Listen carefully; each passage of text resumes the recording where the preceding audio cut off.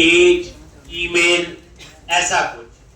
ठीक, जब वो मॉडल बन गया तो फिर क्या बनाएंगे, स्टूडेंट कंट्रोलर बनाएंगे। ऐसे करेंगे और क्या करेंगे, जो स्टूडेंट कंट्रोलर बनेगा फिर उसमें वही save update lead find display की सारी कहानी होगी। कहानी तो वही होगी, कुछ नया तो जरूर सीखेंगे। क्रिएट ए न्यू प्रोजेक्ट और ASP.NET web application .NET framework. अब प्रोजेक्ट का name web application 18 underscore code first, ये तो है ही, अंडरस्कोर वैलिडेशन।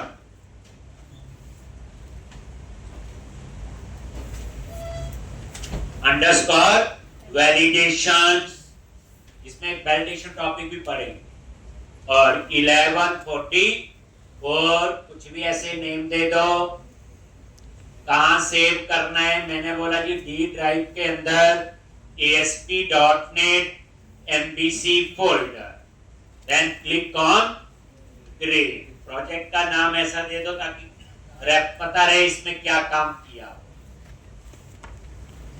और वही MVC टेम्पलेट चूज करो, then click on create.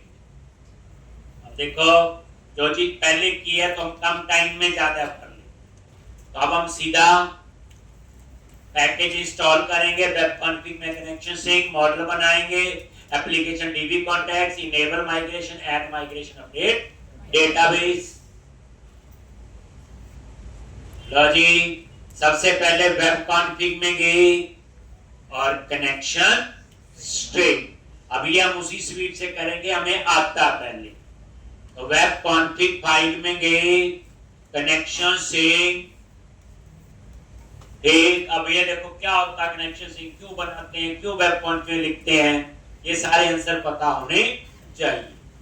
Add name, कौन str, connection sync, database server का नेम, जो भी सर्वर का नेम है मेरी मशीन पे है /SQL एक्सप्रेस, आप अपना लिख दोगे। उसके बाद जिस नाम से डेटाबेस बनाना है, अभी बना नहीं है, ठीक, तो यहाँ पे DB अंडरस्कोर स्टूडेंट अंडरस्कोर 1144, कुछ भी नेम रख दो, इस नेम से ये डेटाबेस बने। फिर उसके बाद क्या लिखते हैं, integrated security is equal to true, window authentication को इनेबल करने के लिए।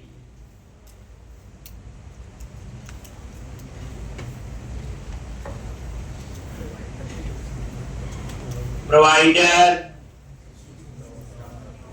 System dot data dot SQL client,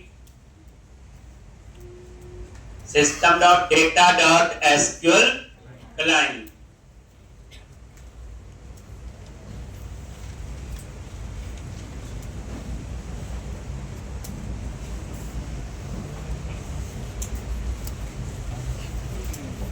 तो ये वेब कॉन्फ़िग फाइल में क्या आ गया, कनेक्शन सिंक। प्रोवाइडर से पता चल गया ये कनेक्शन सिंक किसका है, माइक्रोसॉफ्ट SQL सर्वर। उसके बाद क्या करेंगे, बोलो बोलो, मॉडल बनाएंगे। एक फिर लिख लिया सबने, system dot data dot SQL client. अब यहां पे मॉडल्स पे राइट क्लिक करो, ऐड क्लास, मॉडल बनाओ स्टूडेंट नेम से। किस नेम से बनाओगे, स्टूडेंट नेम से, ठीक। और इसका स्टूडेंट नेम लो, ठीक है जी। अब कुछ चीजें जूम कर रहा हूं, पता है मुझे ज्यादा समझाने की जरूरत नहीं। मॉडल बोले, क्लास बोले, तो एक ही बात है, ठीक। अब इसमें क्या क्या मेंबर लेंगे, प्रॉप 2 बार टैब प्रेस करो, आईडी। अब ये जो आईडी है ये क्या होगा आपका, ऑटो इंक्रीमेंट होगा और प्राइमरी की प्रॉप, और ये स्ट्रिंग, ये नेम, प्रॉप टैब प्रेस किया, string, address, prop tab press किया, स्ट्रिंग, एज, इसको इंटीजर कर दो,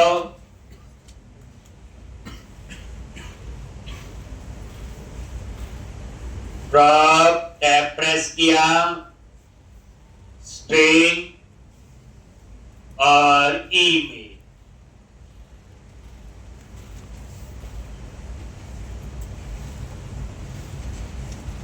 तो आईडी, नेम, एड्रेस, एज और ईमेल।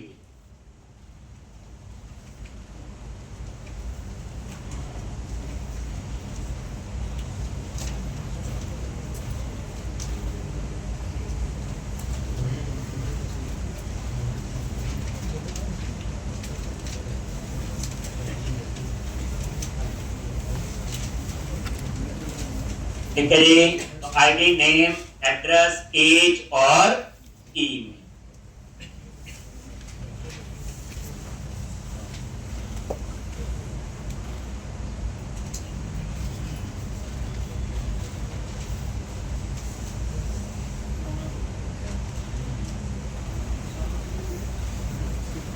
एक अब हम डेटा फोल्डर बनाएंगे और वहां पे क्लास बनाएंगे एप्लीकेशन डीबी कॉन्टेक्स्ट, वहां डाटाबेस का सारा कंसेप्ट लिखा जाता है। ठीक, अब यहां पे प्रोजेक्ट पे राइट क्लिक करो, ऐड न्यू फोल्डर, फोल्डर का नेम दे दिया डेटा, फोल्डर का नेम क्या आपका, डेटा। अब यहां पे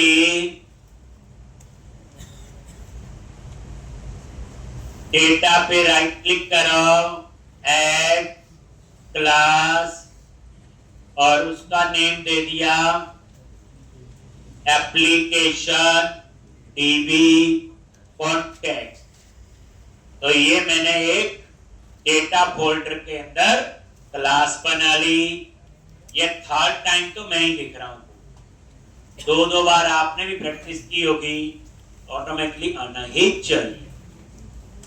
अब यहां पे डीबी कॉन्टेक्स्ट क्लास को एक इनहेरिट करो। अब जब आप इस पे माउस लेके गए और यहां पे ये कह रहा है इसका पैकेज इंस्टॉल नहीं है, ऐसे भी कर सकते हो, इंस्टॉल एंटिटी फ्रेमवर्क, दूसरा तरीका भी बताया हो। एक टूल्स में जाके भी बात वही है, लिखा गया इंस्टॉल एंटिटी फ्रेमवर्क, याद रखना एंटिटी फ्रेमवर्क कोर की, और find and install latest version. ठीक, तो जो होगा वो इंस्टॉल कर दे, नहीं तो वो टूल से वो भी चलता ही।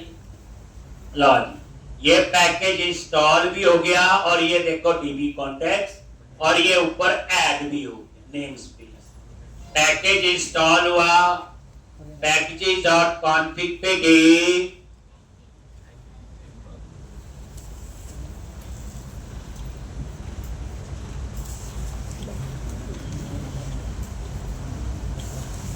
तो ये है आपका एंटिटी फ्रेमवर्क।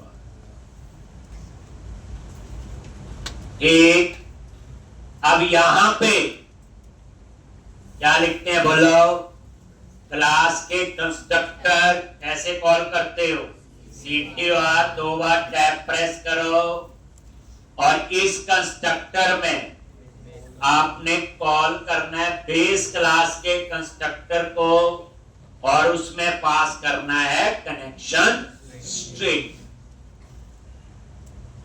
पास कर दिया। बेस क्लास कौन सी है? DB contact. डाटाबेस यही क्लास बनाए, टेबल यही बनाए, क्वेरीज यही जनरेट करेगी, डीबी कॉन्टेक्ट। अब यहां जो मॉडल बनाना है टेबल, तो यहां पे क्या लिखते हैं? DB set student. नहीं आ रहा हेल्प में तो इसका नेम स्पेस, ये देखो आ गया, और नेम स्पेस ऊपर इंपोर्ट भी हो, और यहां पे नेम दे दिया स्टूडेंट। ठीक, इसके बाद क्या करेंगे?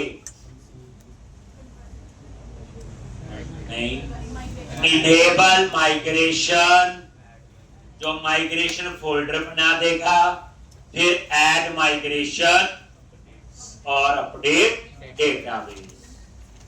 चलो जी, देखो अभी कोई माइग्रेशन फोल्डर यहां पे नहीं बना, तो क्या करोगे? टूल्स मेन्यू पे गए, नगेट और पैकेज मैनेजर कंसोल। सारा तो यार तो करना ही पड़ना, मैं तो तीसरी बार करवा रहा हूं ये। एक टूल्स और ये पैकेज मैनेजर कंसोल, और यहां पे क्या कमांड लिखनी है? बोलो, enable hyphen migration. Enter press करो।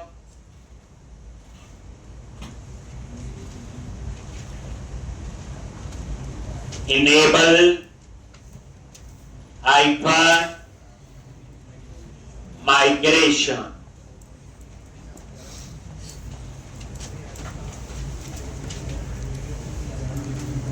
एक, और ये देखो माइग्रेशन नाम से फोल्डर बन गया। फिर क्या लिखते हैं यहाँ पे? Add hyper migration. पहली माइग्रेशन है तो हम लोग इनिट लोड नाम लिख देते हैं, इनिशियली लोड। तो अब ये इस नाम से फाइल बन जाएगी और इसके अंदर कोड लिखा होगा कैसा टेबल बने। तो ऐड हाइपर माइग्रेशन और इनिट लोड।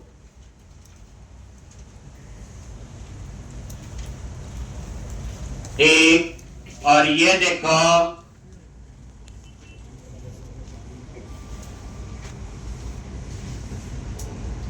अब ये आपका क्रिएट टेबल स्टूडेंट्स और आईडी आइडेंटिटी कॉलम है। आइडेंटिटी का मतलब होता है ऑटो इंक्रीमेंट। याद रखना माइक्रोसॉफ्ट एसक्यूएल सर्वर में आइडेंटिटी कॉलम कौन सी होती है? Auto increment. किसी में ऑटो नंबर बोलते हैं, किसी में ऑटो इंक्रीमेंट, इसमें आइडेंटिटी कॉलम। और ये देखो नेम, एड्रेस, एज और ईमेल। और ये देखो आईडी को बना दिया प्राइमरी। एक चीज ध्यान दो, एज को इन्होंने बोला नलेबल फॉल्स, क्योंकि एज की डाटा टाइप इंटीजर है और इंटीजर में नल नहीं आता। यही हुआ, अपने आप ही नलेबल फॉल्स। आईडी भी इंटीजर है, नलेबल फॉल्स। वैसे प्राइमरी की में नल आता भी नहीं, यहां तो डबल चेक। ठीक, फिर पैकेज मैनेजर कंसोल पे गए, क्या लिखनी है last command? Update hyper database.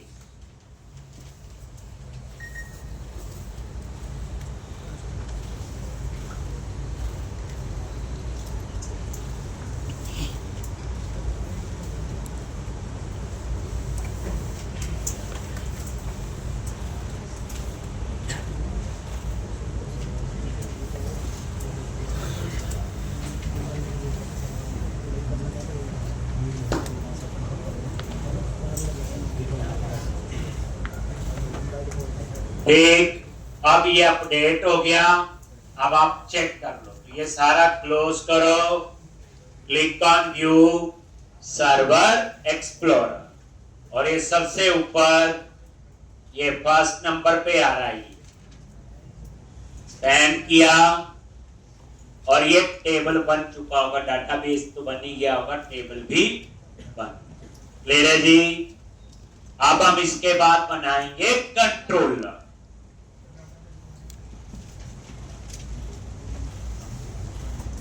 थोड़ा देर अभी तक रिवीजन नया भी आएगा।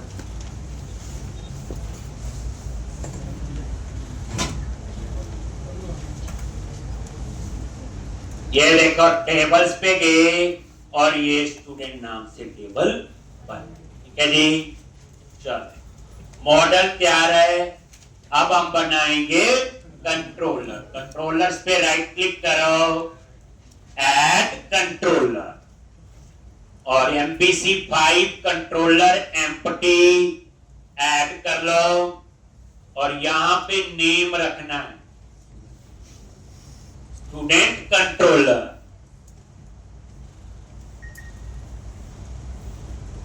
और ऐड करो।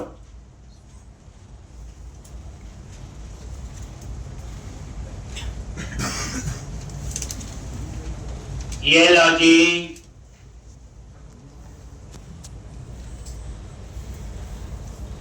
ये आपका स्टूडेंट कंट्रोलर ले रहा है।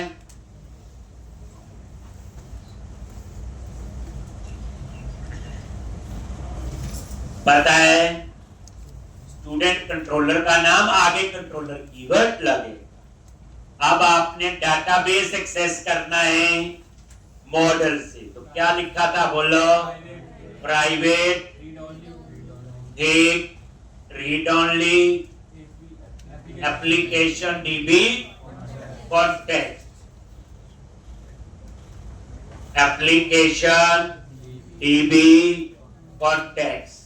तो इसका नेम स्पेस ऐड कर लो, ये लो डेटा फोल्डर के अंदर है ये नेम स्पेस, और ये नेम दे दिया कॉन्टेक्स्ट। और रीड ओनली मेंबर्स को हम लोग क्लास के कंस्ट्रक्टर में चेंज कर सकते हैं, तो CTOR ये कंस्ट्रक्टर, और context is equal to application DB context. ठीक है जी। अब यहां पे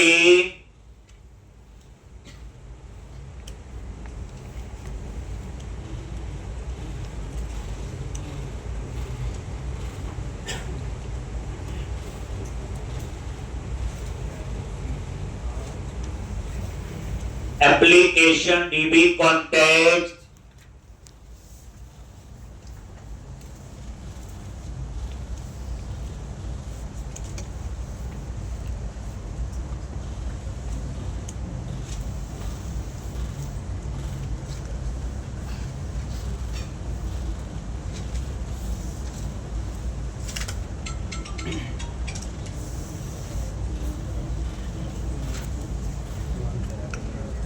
एक अब हमने डिस्प्ले के लिए, तो सबसे पहले ये इंडेक्स का डिस्प्ले के लिए बनाया था, याद करो।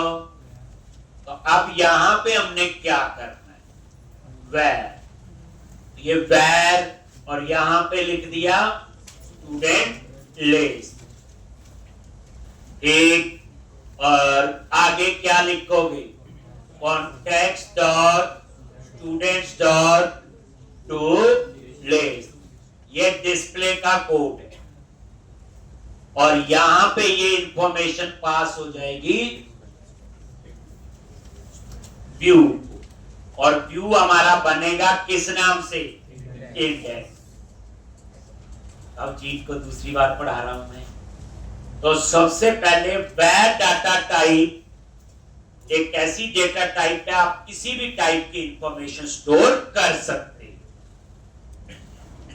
You can store string, array, collection, object, integer, यानी एनी टाइप ऑफ इंफॉर्मेशन, पहली बात। दूसरी, where data type always use with local members. Local member का मतलब क्या हुआ, ये अंदर डिक्लेयर हुआ तो यही यूज होगा। आप यहां नहीं लिख सकते ऊपर, यहां पे बैर करके डिक्लेयर कर लिया और नीचे यूज कर लो, होगा देखो हेल्प में नहीं आया वो, देखो यानी always use with local member मतलब ये है इसके अंदर डिक्लेयर हो सकता है और अंदर यूज होगा, बाहर यूज इसको पब्लिक प्राइवेट ऐसा नहीं होगा। तो वेयर जो है लोकल मेंबर के साथ यूज। तीसरी बात, वेयर में सिंगल लाइन में डिक्लेरेशन और इनिशियलाइजेशन होनी चाहिए, यानी ये देखो एक ही लाइन में डिक्लेरेशन और इनिशियलाइजेशन। आप इसमें ऐसे नहीं कर सकते, पहले ये लाइन लिख ली और फिर लिखा जी स्टूडेंट लिस्ट और आगे यहां पे, समझा गए? यानी आप इसको ऐसे नहीं लिख सकते, यानी सिंगल लाइन में डिक्लेरेशन और इनिशियलाइजेशन होनी चाहिए, दो लाइनों में नहीं होगा, तो डिक्लेयर कर लो फिर इनिशियलाइज कर, ये भी याद रखना, ठीक है जी। यानी डिक्लेरेशन जो है वो सिंगल लाइन में ही होनी चाहिए। नेक्स्ट, इसकी हम कोई टाइप नहीं, एक क्या करता जैसा डेटा डालते हो वैसी टाइप बना ले, यानी वेयर क्या करता है, अगर स्टूडेंट लिस्ट में कलेक्शन है एम्प्लॉय की वो आ जाएगा, अगर स्ट्रिंग है तो वो स्ट्रिंग बना लेगा। मतलब कहने का अगर आपने ऐसे लिख दिया तो स्टूडेंट लिस्ट की डाटा टाइप क्या होगी, स्ट्रिंग। अगर आपने ऐसे लिख दिया तो इसकी डाटा टाइप इंटीजर होगी, ठीक। अगर आपने जैसे पहले लिखा हुआ था तो इसकी टाइप क्या होगी, कलेक्शन। इसकी कलेक्शन होगी स्टूडेंट क्लास। ये देखो ये टू लिस्ट क्या रिटर्न करता है, ये देखो लिखा हुआ list model of student, I numerable model of student. तो वेयर क्या करता है, जिस टाइप का डेटा डालोगे वो वैसी ही टाइप बना ले, ठीक। समझाई पूरी बात? वेयर में किसी भी टाइप का डेटा स्टोर कर सकते हो, always use with local members, single line में डिक्लेरेशन और इनिशियलाइजेशन होनी चाहिए, जैसा डेटा डालते हो वैसी टाइप बनाता है। लेकिन ये टाइप कब बनाता है, कंपाइल टाइम पे या फिर रन टाइम? बताओ, दिमाग लगाओ, बड़ा इंपॉर्टेंट क्वेश्चन पूछा जाता है, तो याद रखना कंपाइल टाइम पे आप एक रिलेट करो, सिंगल लाइन में डिक्लेरेशन और इनिशियलाइजेशन होनी चाहिए, ठीक। तो ये कंपाइल टाइम पे ही डिसाइड करता है कैसी इसकी टाइप होगी, कैसा डेटा हो। रन टाइम पे नहीं, रन टाइम पे कहेंगे तो स्लो होगी परफॉर्मेंस। कैसे, एक अर्ली बाइंडिंग का कंसेप्ट कभी सुना होगा, एक लेट बाइंडिंग। अर्ली बाइंडिंग में क्या होता है, सारी मेमोरी एलोकेशन पहले हो चुकी होती, रन टाइम पे डेटा डलता है। लेट बाइंडिंग में क्या होता है, रन टाइम पे मेमोरी एलोकेशन, रन टाइम पे डेटा डलता है, तो स्लो होगा ना। तो ये अर्ली बाइंडिंग का तो है, ये कंपाइल टाइम पे डिसाइड कर लेता है कैसी डाटा टाइप होगी, इसलिए इसको वेयर को यूज करना कोई बुरी बात नहीं। कैसे, देखो जब ये कोड कंपाइल होगा ये वाली लाइन तो चलेगी ना अपने आप, तो उसी समय देख लेगा टू लिस्ट है तो इसकी डाटा टाइप क्या हो जाएगी, कलेक्शन। किसकी है टू लिस्ट, स्टूडेंट। वेयर समझा गई? नहीं, अभी और भी है, वो अगली बार देखेंगे, ठीक। अभी ये मीनिंग इंप्रूव होना चाहिए, दूसरी बार पढ़ने का मतलब दूसरी बार, ठीक। नेक्स्ट चलो, अब आप आगे आओ, यहां रिटर्न क्या हो रहा है बोलो, व्यू। और इस व्यू की रिटर्न टाइप क्या है, व्यू रिजल्ट। ये देखो F12 प्रेस करो, क्या रिटर्न टाइप है व्यू की, व्यू रिजल्ट आपके सामने आ रहा है। देखो इंटरनल मेंबर है, इंटरनल मेंबर का कितना स्कोप होता है इसको पता होगा।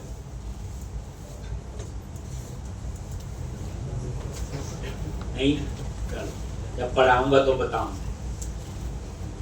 देखो व्यू रिजल्ट, और ये क्या रिटर्न कर रहा है, इंडेक्स। इसके रिटर्न टाइप क्या है, एक्शन रिजल्ट। इतना हमें नॉलेज है, कोई फंक्शन जब बनाते हो तो ये वाली रिटर्न टाइप और जो रिटर्न हो रहा सेम होनी चाहिए ना, करेक्ट। इंटीजर तो इंटीजर रिटर्न होगा, स्ट्रिंग है तो स्ट्रिंग। लेकिन यहां देखो इंडेक्स क्या रिटर्न कर रहा है, एक्शन रिजल्ट। व्यू क्या रिटर्न कर रहा है, व्यू रिजल्ट। तो फिर आप क्या लिखो यहां पे बच्चे, बस होगी ठीक। फिर बोलोगे एक्शन रिजल्ट क्या है, वो आगे समझाऊंगा जहां मुझे एक्शन रिजल्ट की जरूरत होगी। चलो अब मैंने, क्योंकि रिटर्न टाइप सेम होगी ना बच्चे, इसकी भी व्यू रिजल्ट और ये, तो जब ये रिटर्न लिखते हो तो रिटर्न टाइप सेम होनी चाहिए ना, इसकी भी और इसकी भी, नहीं तो वो एरर देगा। अभी क्यों नहीं एरर दे रहा था, ये अंत में आंसर मिलेगा। ठीक, हमने ठीक कर लिया थोड़ा सा, जितना हमारी समझती हमने कर लिया। अब हम इंडेक्स नाम का व्यू बनाएंगे। कहां जाएंगे बोलो, बोलो जल्दी। सॉल्यूशन एक्सप्लोरर में जाएंगे, व्यूज फोल्डर पे जाएंगे, वहां स्टूडेंट नाम का फोल्डर ढूंढेंगे, कंट्रोलर नाम से बना हुआ, और वहां पे राइट क्लिक करके ऐड व्यू करेंगे। करेक्ट, वैसे करोगे। अब आप एक्सपर्ट हो। इसके लिए व्यू बनाना, इंडेक्स के लिए सीधा इस इंडेक्स के अंदर कहीं पे भी राइट क्लिक करो, ऐड व्यू। इसका फायदा ये है आपको नहीं ढूंढना कहां बनाना है, ये ऑटोमेटिकली वही बनाएगा व्यूज फोल्डर के अंदर, स्टूडेंट नाम से जो फोल्डर बना है, और व्यू का नाम इंडेक्स हो। यानी इस इंडेक्स सेक्शन के अंदर राइट क्लिक करो, add view, MVC5 view add किया, इंडेक्स,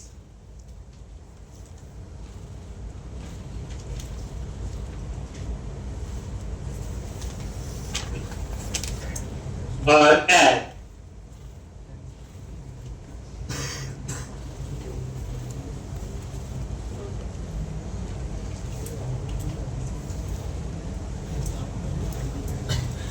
ऐड कर लिया, और ये देखो सॉल्यूशन एक्सप्लोरर में गए, स्टूडेंट के अंदर ये बन भी गया। बात वही, इसमें व्यू का नेम भी अपने आप आ गया था, लॉन्च, और ये एम्प्टी है। एक बार आप दोबारा देख लो, इंडेक्स पे राइट क्लिक किया, डिलीट कर दिया, हो गया। दोबारा देखो कैसे किया बच्चे, इंडेक्स पे राइट क्लिक किया, add view, MVC5 view add. पहली बात देखो, व्यू का नेम इंडेक्स आ गया, करेक्ट। उसके बाद टेम्पलेट एम्प्टी रखो विदाउट मॉडल, इसका मतलब एम्प्टी है, अब हमें कोडिंग से खुद लिखना है, इसलिए कुछ भी चूज नहीं करना, सिंपल ऐड कर। ये देखो व्यू का नाम आ गया इंडेक्स, और ये व्यू आपका बन। क्लियर है, कंट्रोल ए ये भी डिलीट कर दो, अब खुद लिखिए इसको। इस एप्लीकेशन में व्यू खोल, तो सबसे पहले हम क्या ऐड करेंगे, जल्दी बोलो, मॉडल एम स्मॉल में। आपको कैसे पता चलेगा मैं यहां क्या ऐड करूं, कहां से देखोगे, ये स्टूडेंट ब्राउज़र में जाओ, रिटर्न व्यू, और ये क्या चीज रिटर्न होगी, यही हो रहा ना इसको।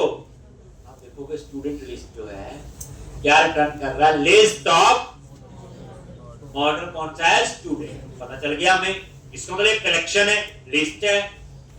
क्या करोगे, आई इनमेमोरेबल, और इसके अंदर क्या लिखते हैं, पूरा नेम स्पेस लिखना पड़ता है बच्चे, है ना, वेब मॉडल डॉट लो कोई मुश्किल नहीं, ऐड हो गया। एक ही मॉडल ऐड हो सकता है, एक से ज्यादा हो भी नहीं सकते। आई नंबरेबल कलेक्शन थी। H2 हेडिंग दे दी, आपको हाथ पड़ चुकी होगी। स्टूडेंट लिस्ट और class tax iPhone primary tax iPhone centre.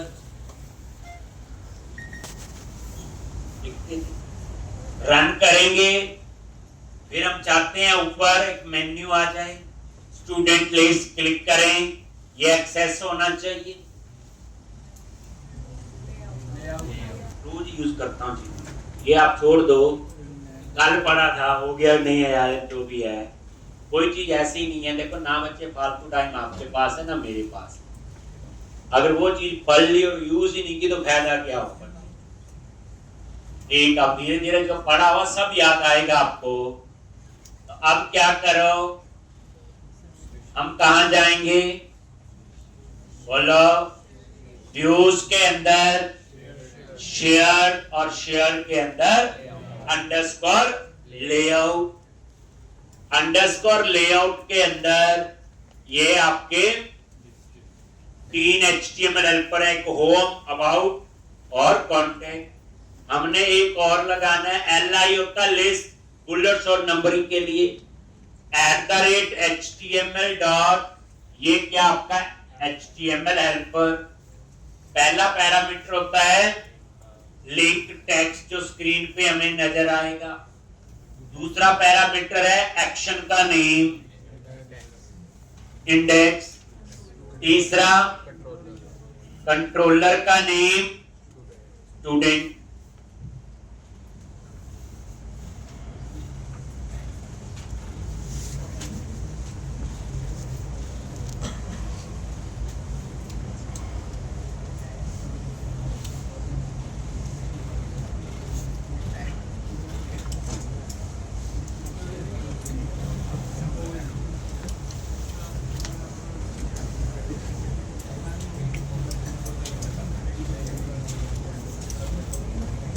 एक अब इसे रन करके देखोगे,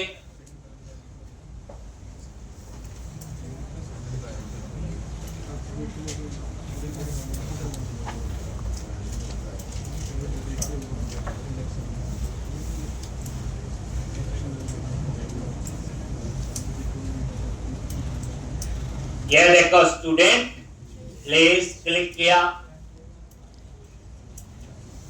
आ गया। ठीक, मैं चाहता हूं ये थीम अच्छा नहीं है, ये नहीं लग रहा अच्छा मेरे को, तो हम इसके ऊपर अपना थीम अप्लाई कर